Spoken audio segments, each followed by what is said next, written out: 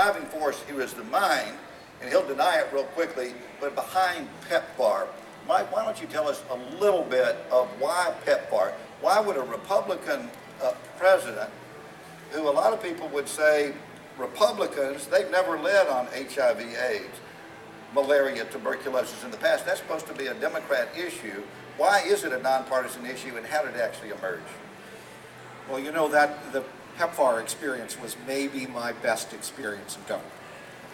I sat in the Oval Office in late 2002 and watched the President of the United States make the decision to approve the largest initiative to fight a single disease in human history. And the reason he did it, I think, was a combination of two things, knowing him well. One of them is his own religious faith and his belief that every individual has merit and value, that human rights are universal, and I think that's a very strong component for anyone who knows him. The second one is his view of America's place in the world, what we should do and be, and how we can not just fight terror but offer hope, and he's made that clear as well.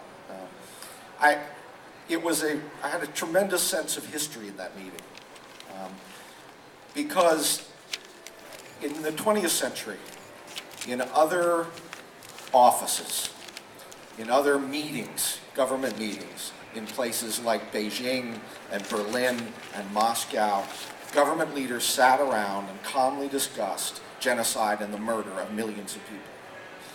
And I got to sit in the Oval Office and watch a principled man make a decision to save the lives of millions of people that will never know his name, and never know that that he's directly responsible for that decision. And I've gotten to see the results. Just in Rwanda, you meet people. I met a little girl named Esther, 10 years old, in a family of 8, both her parents HIV positive, and she's the youngest child, and she's HIV positive. She now, she likes English and math, and she's 6th in her class of 54. And in the absence of that help from America, that family would be a holocaust of despair and loss. It would be, a terrible tragedy repeated millions of times. And it's a tremendous testament to what I think the president has been able to accomplish. I think if historians are fairer than journalists, that the president's going to get a lot of credit for the fact, not just that he almost quadrupled aid to Africa, not just that he more than doubled overseas development assistance, but he did these things in a new way that was results-oriented, that actually worked when it comes to, Millennium Challenge or the President's Malaria Initiative or AIDS. And I'll just conclude with one more story, because it indicates the effect that this has, the political effect, the historic effect that this type of initiative can have.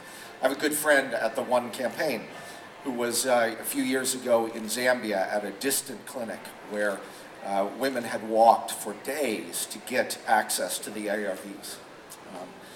And my friend asked one woman, "Why did you come?" And her response was, "Because we heard the Americans are coming." And that's what America was when it liberated death camps. That's what America was when it preserved hope for people in the gulags. And that's what America can be today in many ways as it confronts this great crisis. Mike,